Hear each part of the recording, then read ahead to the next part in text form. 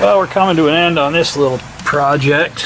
Got my new bushings in. I need to tighten down my upper and lower control arm side bolts once it's over on the alignment rack.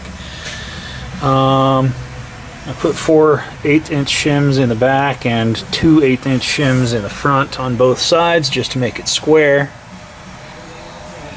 You can see these old bushings were pretty destroyed. I was getting ready to blow out.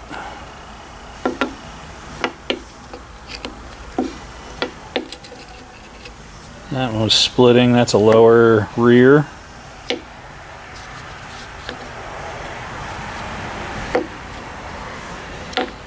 So definitely needed to be done. Stupid gravity gets me every time. I'm going to roll this thing around to the alignment rack.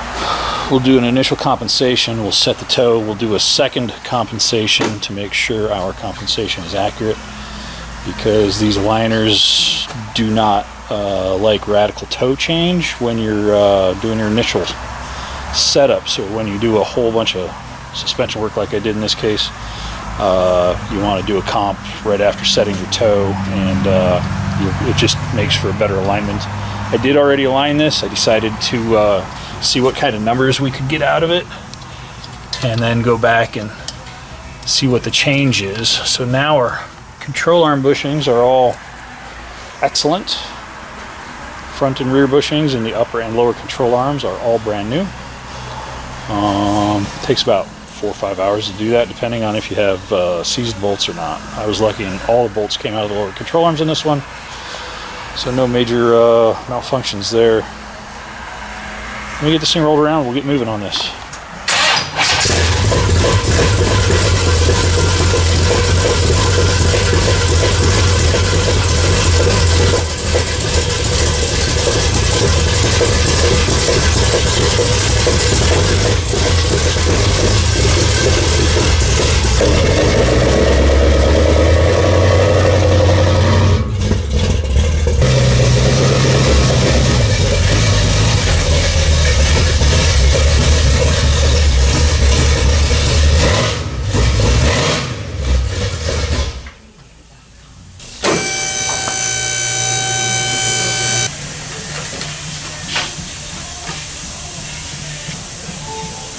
Caster sweep.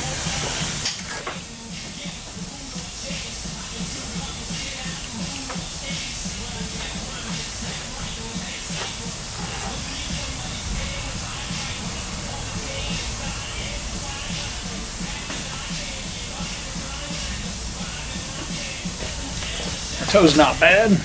Our caster and camber are a little bit off, but we'll make some adjustments to the driver's side to match it up to the passenger side.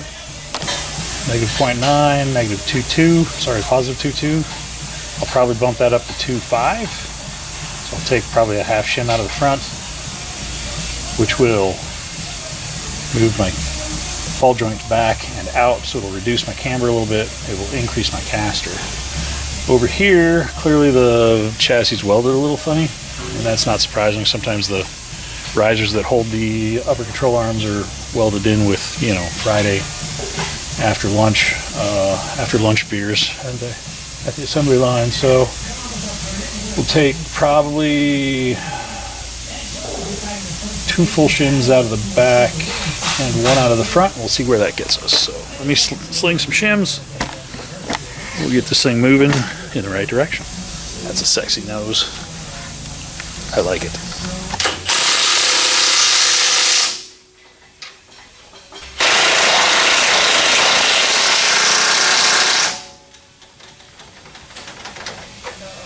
Tool back. There you go. So actually tightening up the upper and lower control arm bolts, the 2 side bolts on each upper control arm, and both of the bushing bolts and the lowers, actually made quite a bit of a change because it locks everything down. So you can see my camber dropped and my caster went up, although I can't really trust these readings. I'm going to go ahead and set the toe, recomp, we'll see where it's at, and then we'll start making adjustments to caster and camber, just because I want to make sure my compensation is accurate. Go down, comp, and make some adjustments. I have my adjuster sleeves loose. Wrong way. So just a quick toe change. You can see we're pretty good as far as toe, so I should be able to trust the next comp. Now this is a modern alignment of a classic car.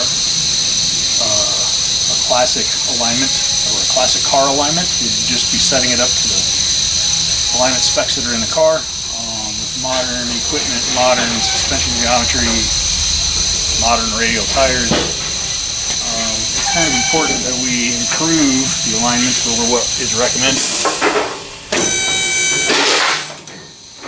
by the factory 60 years ago. Obviously technology's changed and we've learned how to do things better. So putting more caster into this car and more negative camber into this car really changes how this car handles and drives, and it just makes it a much better vehicle for cruising. Pop the brake off, we'll restart our cam. Sweet.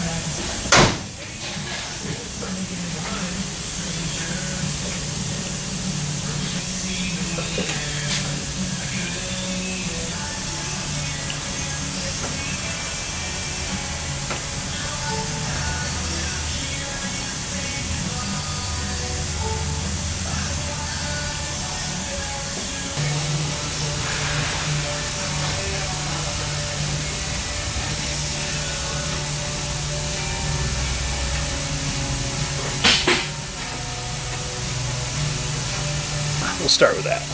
So now my steering wheel should be pretty close to straight. So we got 1 degree negative camber, 2.4 caster, which is actually pretty good for just a quick setup.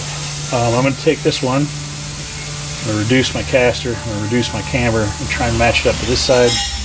We'll see what we can do. Basically, I'm going to be removing probably 2 shims from the back, and at least 1 full shim from the front. Maybe 2. We'll see.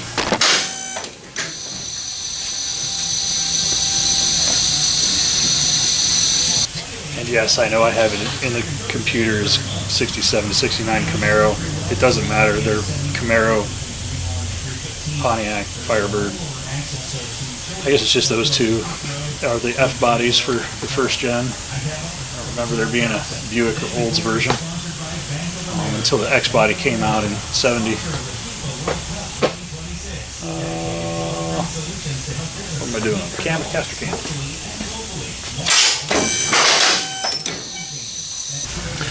Alright, so we're going to take 2 shims out of the back, which will move the back of the control arm out, which will move the ball joint forward, and that will reduce our caster on this side.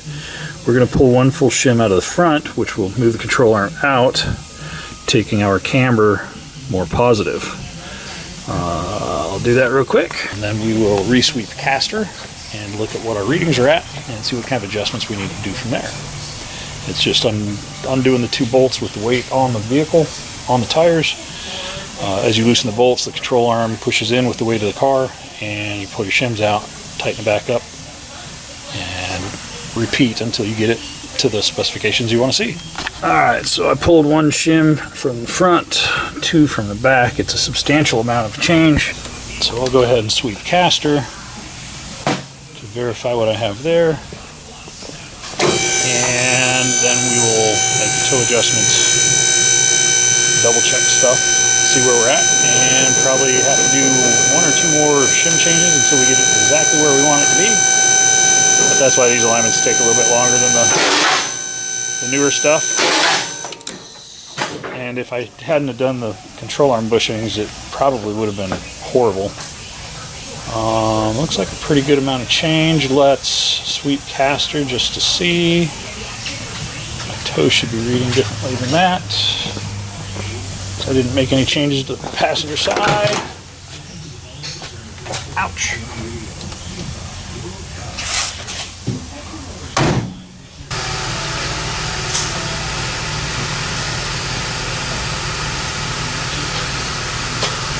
That looks pretty good. You can see our camber is good, but our caster hasn't changed yet because we haven't reswept. So we'll do that now. Oh, we still got a ton of caster on the driver's side.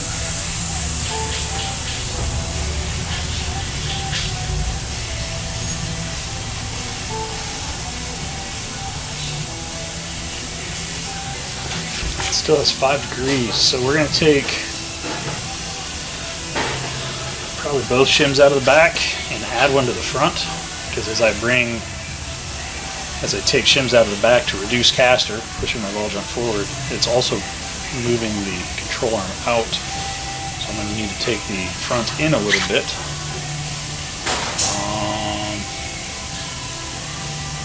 Let's remove 2 in the back and add one to the front.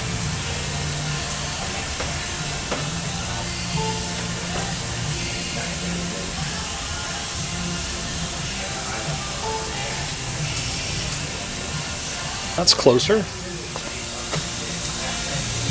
So we're at -2.3. I'm going to add another shim to the front position, which will reduce caster, or take caster towards 0, which is moving the upper ball joint forward. But that's also going to pull the upper control arm inward, which will take our camber negative. So I'll just move one shim. I'll add one shim to the front. Resweep caster to see where that puts us. We're pretty close. 1 or 2 more adjustments will be where we need to be. Alright, so I just recompensated the car again because I was starting to get readings that I wasn't trusting, and I was accurate. It needed recomped. Then I reswept my caster, and after my last adjustment, my caster's almost dead even, which is where I want it. 2.5 degrees is perfect for this car. I got -1.1 on camber on this side.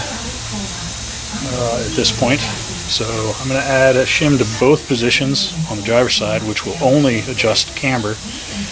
So if you adjust both adjustment points evenly, either putting in or removing, in this case I'll be installing probably a 1/16 shim to both positions, front and rear, and that shouldn't make any adjustment to caster, but it will only change camber. I may take a 1/16 out of that side on both, or maybe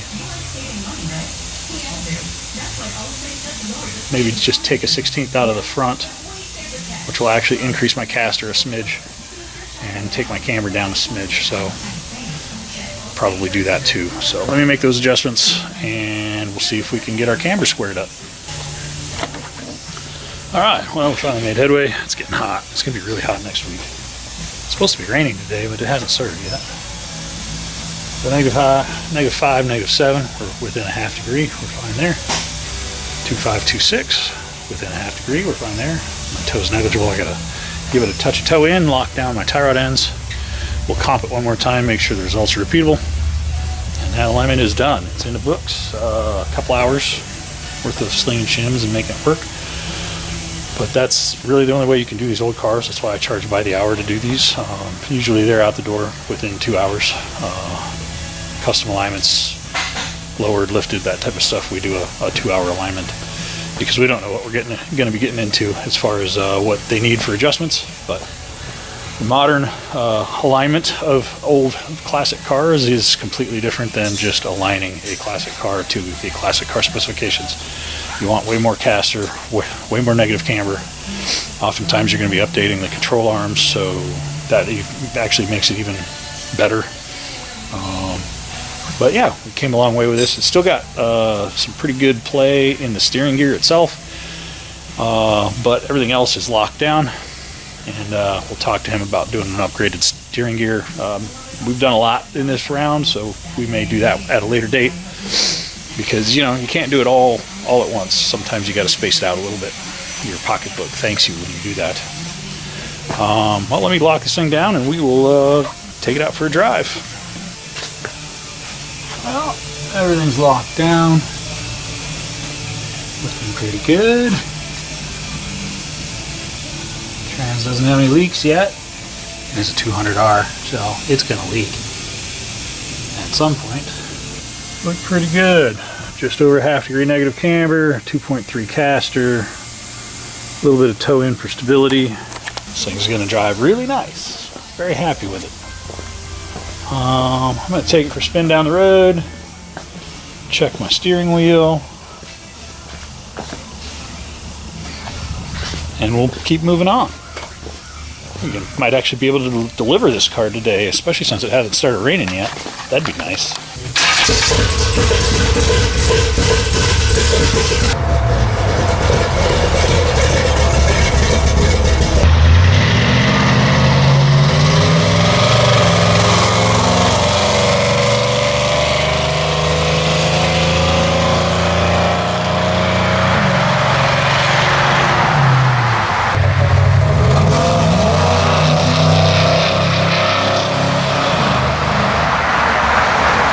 Man, that car is fabulous. And it drives nice now, too. Could still use a steering gear replacement, but other than that, it's perfect. Have a great day. We'll see you on the next one.